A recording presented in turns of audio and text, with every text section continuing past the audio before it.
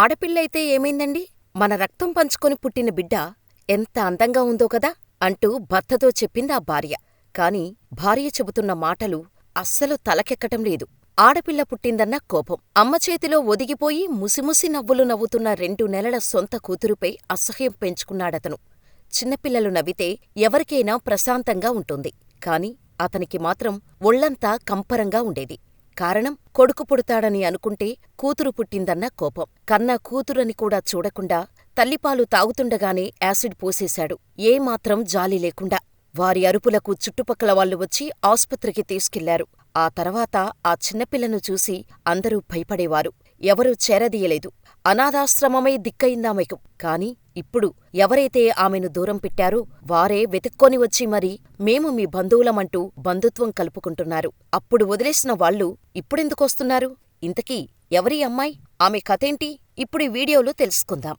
ఆడపిల్ల అనే ఒకే ఒక్క కారణానికి కన్న తండ్రే చంపటానికి ప్రయత్నించాడు. చుట్టాలు ఎవరూ చేరదీయలేదు. అనాథాశ్రమంలోనే బాల్యం మొత్తం గడిచింది.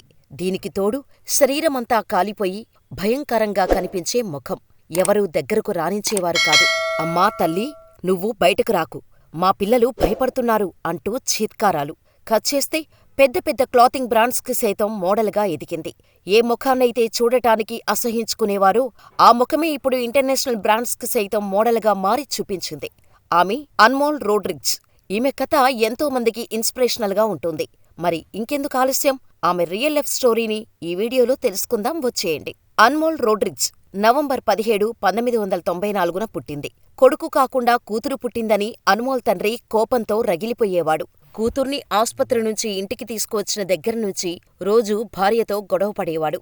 ఇక అన్మోల్కి 2 నెలల వయసు వచ్చేసరికి ఆమెను చంపేయాలన్న కోపంతో తల్లిపాలు తాగుతుండగానే క్యాన్తో తెచ్చిన యాసిడ్ని పోసేశాడు.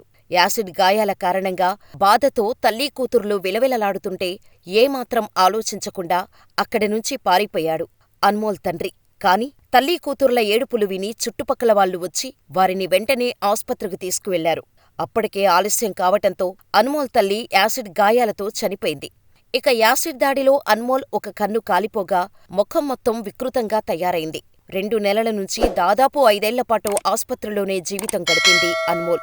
ఊహ తెలిసేనాటికి ఆస్పత్రి బెడ్సు, ఆపరేషన్ రూమ్సు, ఆయింట్మెంట్సు, మందులే చుట్టూ ఉండేవి అన్మోల్కి. తల్లి చనిపోయింది. తండ్రి జైలుకు వెళ్లాడు. అనాథగా మిగిలిన అన్మోల్ని ట్రీట్మెంటు చేసిన హాస్పిటల్ మేనేజ్మెంట్ ముంబైలోని అనాథల ఆశ్రయం అయిన శ్రీ మానవ సేవా సంఘకు అప్పగించారు. అన్మోల్ని చూడగానే అక్కడున్న పిల్లలందరూ దూరం పెట్టారు. కాలిన గాయాలతో ముఖం భయంకరంగా మారటం వల్ల అన్మోల్తో ఎవరూ ఫ్రెండ్షిప్ చేసేవారు కాదు. కాని ఆమె పరిస్థితిని అర్థం చేసుకుని ఆ హోంలో ఉన్న కొందరు మాత్రమే మాట్లాడేవారు. ఇక అక్కడే ఉండి స్కూలింగ్ కంప్లీట్ చేసిన అన్మోల్ పై చదువుల కోసం కాలేజీలో అడ్మిషన్ తీసుకుంది. కాలేజీకి వెళ్లటం కోసం బయట అడుగుపెట్టిన అన్మోల్ని అందరూ విచిత్రంగా చూసేవారు. అందులో కొందరు జాలిగా చూసేవారు. మరికొందరు నువ్వు బయట తిరుగుతుంటే మా పిల్లలు భయపడుతున్నారు అని అనేవారు. ఇంకొందరైతే ఇలాంటివారికి చదువులెందుకు, స్పెషల్ కోటాలో గవర్నమెంట్ పెన్షన్ ఇస్తుంది కదా అంటూ ఎగతాళి చేసేవారు. చీదరింపులు, అవమానాలు అన్నీ దాటుకొని చదువును కంప్లీట్ చేసింది అన్మోల్. ఈలోపు పిడుగులాంటి వార్త తెలిసింది అన్మోల్కి. అనాథాశ్రమం రూల్స్ ప్రకారం 18 ఏళ్లు నిండిన ప్రతి ఒక్కరూ హోం నుంచి బయటకు వెళ్లి వాళ్ల కాళ్ల మీద వాళ్లు నిలబడాలి. సో అన్మోల్ బయటకు వెళ్లాల్సిన పరిస్థితి. కాలేజీలో ర్యాంక్ హోల్డర్, కంప్యూటర్స్లో డిగ్రీ పట్టా సాధించింది. కాని ఆ పట్టా తనకు ఎక్కడా ఉద్యోగం సంపాదించటంలో సాయం చేయలేకపోయింది. మార్కులు, డిగ్రీలు చూసి ప్రతి ఒక్క కంపెనీ నుంచి ఇంటర్వ్యూకు అటెండ్ అవ్వమని కాల్స్ వచ్చేవి. కాని తీరా అన్మోల్ ముఖం చూసి సారీ, వేకెన్సీ లేదు అని అక్కడి నుంచి పంపేసేవారు. చివరికి ఓ కంపెనీలో ఉద్యోగం వచ్చినా అక్కడ 2 నెలలకే అన్మోల్కి పింక్ స్లిప్ ఇచ్చింది.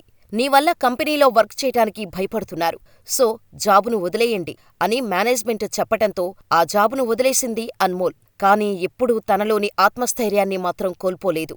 అప్పుడే తన దగ్గరున్న సేవింగ్స్తో స్మార్ట్ ఫోన్ కొని సోషల్ మీడియా అకౌంట్స్ ద్వారా తన థాట్స్ని షేర్ చేసుకోవటం మొదలుపెట్టింది. క్రమంగా అన్మోల్కి ఫాలోవర్స్ పెరిగారు.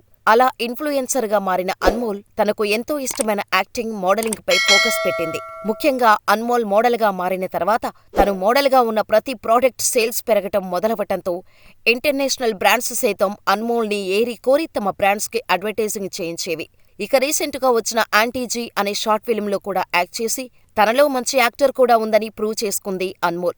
శరీరమంతా కాలిపోయి ఒక కన్ను కనిపించకపోయినా ఎక్కడా వెనకడుగు వేయకుండా తనని తను నమ్మింది కాబట్టే అన్మోల్ ఇప్పుడు ఫ్యాషన్ ఐకాన్గా మారింది.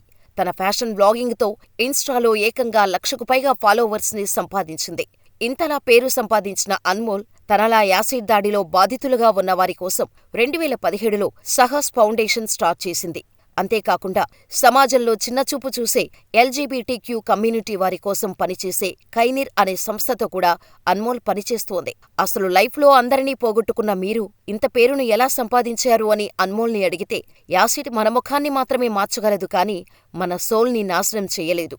మనం లోపలా బయట ఒకేలా ఉంటాము. మనం ఎవరో మనం యాక్సెప్ట్ చేస్తే చాలు.